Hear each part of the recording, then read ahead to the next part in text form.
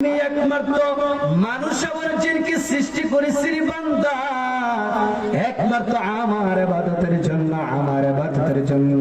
বান্দারে তুমি আমার ইবাদত না করে, তুমি আমি ইবাদত না করে তুমি না ফরমানি করতেছো, একদিন কিন্তু আল্লাহর কাছে হিসাব দিতে হবে গো।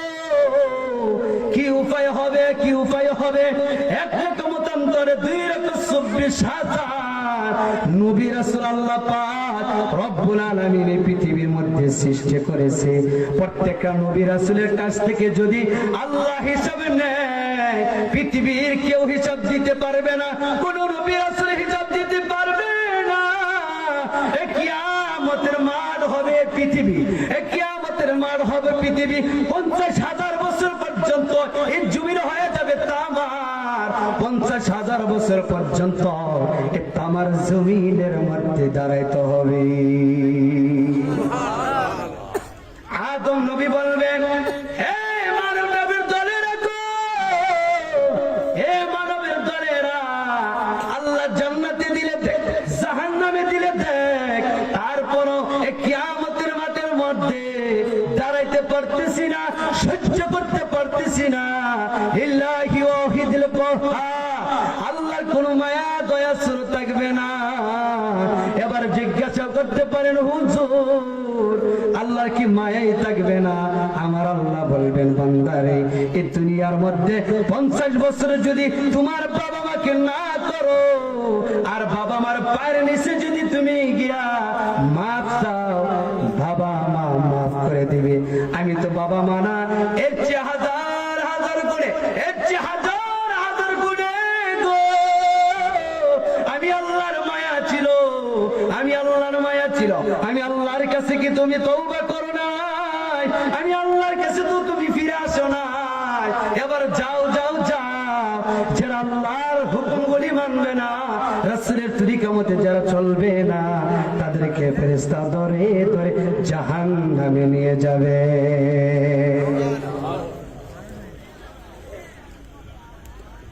আল্লাহ পাক রব্বুল আলামিন বলেন, এই বান্দা তুমি যদি আমার ইবাদত করতে পারো গো, এই আসমান তোমার হয়ে যাবে, এই জমিন তোমার হয়ে যাবে, জান্নাত তোমার হয়ে যাবে, দুনিয়ার পিছনে তোমার দৌড়ানো লাগবে না। বান্দারে তুমি যদি আমার হয়ে যাও, আসমান তোমার পিছনে দৌড়াবে, জমিন তোমার পিছনে দৌড়াবে, আর হাজার মাখলুক তোমার পিছনে দৌড়াইবে। কিন্তু বান্দারে আমার গোলামি না করে গো, তুমি দুনিয়া দুনিয়া নিয়ে ব্যস্ত। এই দুনিয়া কিছুই না, এই দুনিয়া কিছুই না। আমরা পরকালের কথা একেবারে ভুলে গেছি। এই দুনিয়াতে 50 বছর, 60 বছর, 70 বছর, 100 বছর, বেশি হলে হাতে গোনা 100 বছর, এর বেশি মানুষে বাঁচে না। আমার রাসূল দুনিয়ার মধ্যে 63 বছর জিন্দেগি করে গেছেন। আমার নবী দুনিয়াতে পর্দা করেছেন, আমার নবী দুনিয়া থেকে থাকতে পারে নাই, কিন্তু পরকালের জগতে আমার নবী হায়াতুন নবী জিন্দা নবী। ও নবীর উম্মতের দল, আমি যে আয়াত পড়েছি, আল্লাহ পাক রব্বুল আলামিন বলেন, ইয়া আইয়ুহাল্লাযীনা আমানু তুবু ইলাল্লাহি তাওবাতান নাসুহা।